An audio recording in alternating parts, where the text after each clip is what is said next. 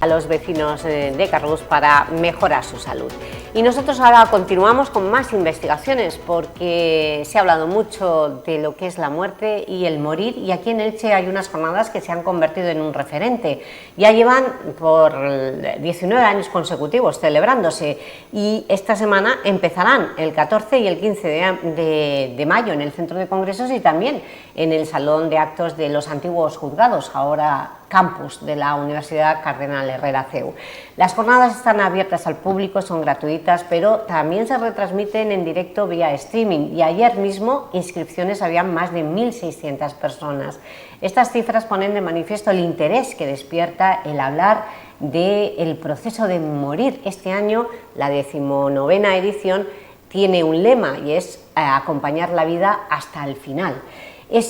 Con ese lema pues van a traer a ponentes de primer nivel, y hoy mismo en rueda de prensa la concejal de Sanidad, Inma Mora, y el presidente de la Fundación Meta Hospice, el doctor Vicente Arráez, muy conocido por ser el fundador de estas jornadas, han explicado los detalles de las ponencias y de las personas, los investigadores que van a venir precisamente para hablar del proceso de morir, que nos llega a todos y que está muy poco interiorizado en nuestra cultura cristiana. Vicente Arráez, bienvenido. Muchas gracias. Bueno, 14 y 15 de mayo, 1.600 inscritos para seguirlas en directo vía streaming. ¿Por qué despierta tanto interés estas jornadas de la muerte y el morir?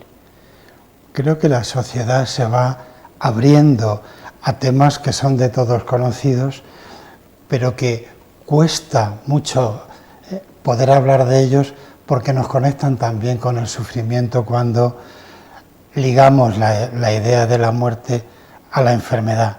Pero más allá de eso, podemos aprender mucho del sentido de nuestra impermanencia para aprender a vivir mejor. En lo que tratamos de transmitir tiene que ver con aceptar que somos mortales, pero que el sentido de la vida hasta el final puede tener dignidad, puede tener contenido, puede ser una cuestión no solo de vivir un poco más, sino de vivir mucho mejor. Y ese es el mensaje. ¿Ustedes apoyan la eutanasia desde la Fundación Hospice? Nosotros respetamos todo lo que una persona en su momento, y en un momento en el que una persona puede decidir optar con la legislación que tenemos en nuestro país a la eutanasia, lo respetamos. Ni la apoyamos ni la denostamos, es una posibilidad, y nosotros hablamos siempre de la dignidad del proceso de morir, del acompañamiento al proceso de morir y, por supuesto, del respeto a lo que una persona pueda en ese momento optar. Cuando pedís la dignidad de morir, ¿qué significa? ¿Por qué trabajáis? ¿Porque todos los mortales tengamos una muerte digna? ¿Eso qué significa? Por un lado, que se pueda hablar de ello, tanto para el que está en su proceso de morir, hablar honestamente, hacer las preguntas que esa persona requiere. Y la clave para lo que llamamos muerte digna, y en la Comunidad Valenciana tenemos una ley específicamente para esta fase de la vida, que trata de regular todos aquellos aspectos que suponen poner el foco en el sufrimiento, en todas las dimensiones integrales de la persona, y darle sentido al acompañamiento desde la presencia, no solo entendiendo que el morir tiene que ver con la enfermedad, porque tenemos una cultura que lucha tanto contra la enfermedad que al final parece que eso es evitable, que la enfermedad es evitable, y que podemos llegar a un momento en que se pueda controlar todo lo que tiene que ver con la enfermedad. Entonces, la dignidad tiene que ver con la aceptación, con la presencia, con el sentido del vínculo amoroso de quien va a poder acompañar a quien está en esa fase. Por supuesto, tratando de aliviar los síntomas de la enfermedad. O sea, que no hay que ignorarlo. resumiendo, ustedes abogan por una muerte acompañada, es duro morir solo, y por una muerte sin dolor. ¿Es la prioridad? Sí, el dolor como uno más de los síntomas de la enfermedad, porque probablemente lo que más se puede aliviar son los síntomas de la enfermedad. Bueno, por eso te sedan para morir, ¿no? Una de las opciones es la sedación terminal, y hay que entender que la sedación es diferente de la eutanasia. La eutanasia tiene un foco en que el tratamiento que se pone es para acortar ese proceso y tiene una intención, mientras que la sedación es solamente aliviar los síntomas de la enfermedad. Son dos cosas distintas, pero es una herramienta que tenemos ahora en la medicina actual y hay que utilizarla, por supuesto. ¿Cuál es la morfina?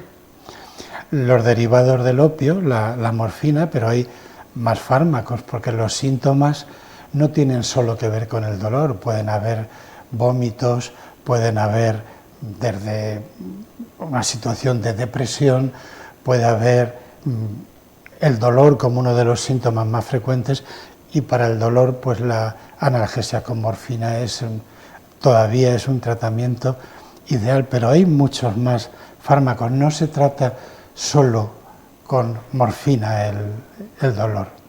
¿De qué vais a hablar? ¿Acompañar la vida hasta el final? ¿De qué vais? Vicente, tú esta edición de estas jornadas la has centrado en ese lema. ¿Por qué? Pensando que el acompañar la vida hasta el final es un tema, porque en estos 19 veces que hemos hecho las jornadas, cada vez hemos tocado un tema diferente. Claro. Entonces, pensábamos que justo con todo lo que trabaja la Fundación Meta Hospice, el mensaje del acompañar la vida hasta el final es un elemento fundamental. Acompañar la vida dure lo que dure. Y en ese sentido, este año pues hemos reunido, digamos, a un grupo tremendo de referentes en todo el mundo dedicados al acompañamiento, tanto a través de los cuidados paliativos, como de la espiritualidad, como de la ética en torno a la toma de decisiones en el proceso de morir.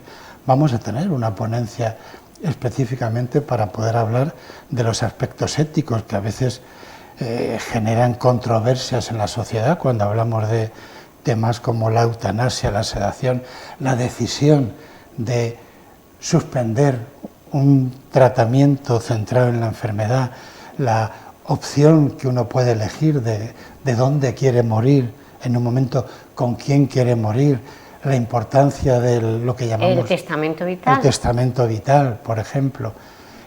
Son elementos de los que tratamos de hablar en estas jornadas. ¿Habéis estudiado? No sé cómo se estudia, pero sé que lo estáis haciendo, ¿no? En habitaciones, con moribundos que están en ese proceso del morir. ¿Habéis estudiado la diferencia de morir solo a morir acompañado? ¿Qué pasa? Bueno, ahí tenemos un grupo, en la Fundación tenemos un grupo de investigación muy potente y de hecho hemos puesto en marcha las primeras investigaciones en el mundo que abordan el proceso de morir en sí mismo, porque en la medicina el abordaje fundamental de la investigación está focalizado en la enfermedad y en evitar los efectos de la enfermedad sobre la muerte, pero no se ha planteado nunca estudios específicamente sobre el proceso de morir, las emociones que se mueven, la importancia de las tomas de decisiones, el papel que tiene la familia, los profesionales en cuanto al sufrimiento, las familias que acompañan procesos largos, que ahora son frecuentes, como el Alzheimer, la demencia, que queman al acompañante. Cada una de esas situaciones requiere estudios específicos y nosotros estamos tratando de abordarlos con la Fundación Meta, que tiene en uno de sus fines investigar el proceso de morir. Uno de los estudios que pusimos en marcha en los últimos 3 años en el Hospital General Universitario de Elche, pues ahora hemos terminado con todo lo que es el proceso de recogida de datos y análisis, y una de las cosas que queríamos estudiar es el papel de las emociones en la familia, en los profesionales, a la hora de vivir esa experiencia. ¿Lo vais a abordar en estas jornadas, el papel de la familia? No específicamente, porque es mucho más amplio, y tener investigación que tenga conclusiones cuando son temas tan abstractos, podemos acercarnos, pero lo que busca la ciencia es siempre tener como una relación causa-efecto que nunca puede existir cuando hablamos de un escenario tan complejo en el que influyen tantas cosas. Pero sí. Hablamos mucho de que la persona que está muriendo y está sufriendo desea la muerte, pero ¿qué hay de la familia que está viéndolo? ¿Es ser de buena persona decir, ojalá mi padre muera esta noche, que no se alargue más? Esas emociones, ¿cómo se pueden, no sé, sobrellevar? O gestionar, más que sobrellevar, gestionar. ¿Cómo se pueden gestionar las emociones? Cada situación es diferente, porque el proceso de morir, y por eso no hablamos nunca de la muerte como tal, sino del proceso, tiene muchos elementos, porque cuando una persona vive ese proceso, hay una parte que es la biológica, que es el cuerpo enfermo que se va a morir, es el cuerpo, pero hay una parte emocional que tiene que ver con los vínculos, hay una parte social que tiene que ver con el papel que uno ha jugado en ese entorno, y hay un papel espiritual que te conecta con la esencia de la persona y que aflora en el momento del proceso de morir, entendiendo la espiritualidad más allá de la visión de cualquier religión. Todas las religiones abordan la espiritualidad y la importancia del proceso de morir, pero más allá de cualquier religión, la espiritualidad es una esencia del ser humano. Quien acompaña tiene que estar en esa dimensión, en primer lugar, aceptando que ocurra lo que no nos gusta, lo que sabemos que se genera. Y en eso el proceso y la evolución personal de quien acompaña es fundamental. De hecho, nosotros hacemos mucha formación para acompañantes. Tenemos equipos de voluntarios que formamos con esa visión de que no estamos para querer cambiar lo que no podemos cambiar, sino para acompañar el proceso desde el amor, desde el vínculo. Y ahí la clave es la presencia. ¿Qué tiene que hacer un acompañante en los momentos finales? ¿Coger la mano, besar o hablar al moribundo? Hablar no es lo que más sirve, porque el proceso del que está muriendo va desconectándose de los sentidos, desconectándose del papel de la mente y del cerebro, pero sí, a veces, no tanto en los contenidos de las palabras, sino en la sensación que se transmite. Es la diferencia de hablar desde aquí, con una receta, hablar desde la mente, hablar desde el corazón.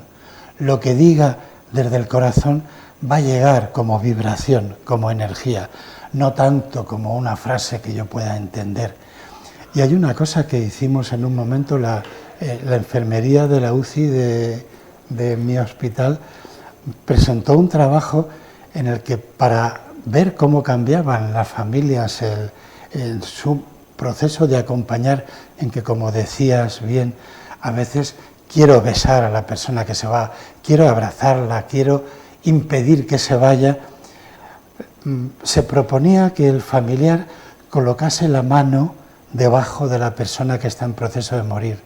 Y en el momento en que el familiar, de tener la mano sujeta, a abrirla y sin palabras conectar con el mensaje, todo está bien, te puedes marchar, había una transformación de ese momento, porque la familia estaba aceptando lo que estaba ocurriendo, estaba allí sabiendo que ese sufrimiento que tenemos como seres humanos se iba a disolver y que era el momento de aceptar ese tránsito, en ese momento que el que se va desconecta. Bueno, pues ya saben ustedes, el 14 y 15 de mayo, la jornada inaugural, que es por las tardes, ¿no?, en el Centro de Congresos. las concejales del ayuntamiento irán para inaugurar las jornadas en el centro de congresos y será a las 7 de la tarde en el centro de congresos. Pero ya por la mañana en el CEU ya habrá una mesa redonda por la mañana en la universidad. Sí. Jornadas abiertas en la 19ª edición de las jornadas La muerte y el morir, fundadas por Vicente Arráez, quien lo hemos tenido hoy aquí en el programa Día a Día para hablar precisamente del contenido de estas jornadas que, como decimos, están abiertas al público y estarán celebrándose desde el 14 al jueves y viernes de esta misma semana. Gracias, Vicente, por dirigir esta fundación Meta Hospice y por convertir a Elche en un referente en lo que respecta al proceso de morir. Os esperamos. Muchísimas gracias. Bueno, y nosotros nos queda, ya hemos llegado a las 11:30, no se vaya Vicente, espérese un momento porque tenemos varios frentes abiertos, tenemos a nuestros compañeros siguiendo a los piquetes informativos que ya estarán llegando, desde distintos puntos han salido y estarán llegando a la plaza del Algeps en Carrús para iniciar a las 12, dentro de media hora, ese recorrido por las calles céntricas, Jorge Juan, Reina Victoria, hasta llegar a la plaza de Baix. El seguimiento de la huelga indefinida nos han comentado desde las centrales sindicales que son más del 70% del seguimiento, aunque todavía nos queda por contrastar estas fuentes con las de la Consellería de Educación. Parece que no ha habido incidentes a primera hora en secundaria, en los institutos, ni tampoco en la apertura de las aulas de los colegios. Esta mañana nos hemos desplazado a uno, al Colegio Vicente Blasco Ibáñez, y ha reflejado más o menos ese seguimiento del 70% de la huelga. Muchos profesores estaban ante el Colegio Vicente Blasco Ibáñez sin entrar a clase. Y ahora estamos viendo que tenemos a los concejales socialistas que apoyan la huelga, se han desplazado a la plaza del Algeps y tenemos al alcalde también en la fachada de Rigos el Progreso. No sé, parece que... ¿Puedes pinchar las dos imágenes?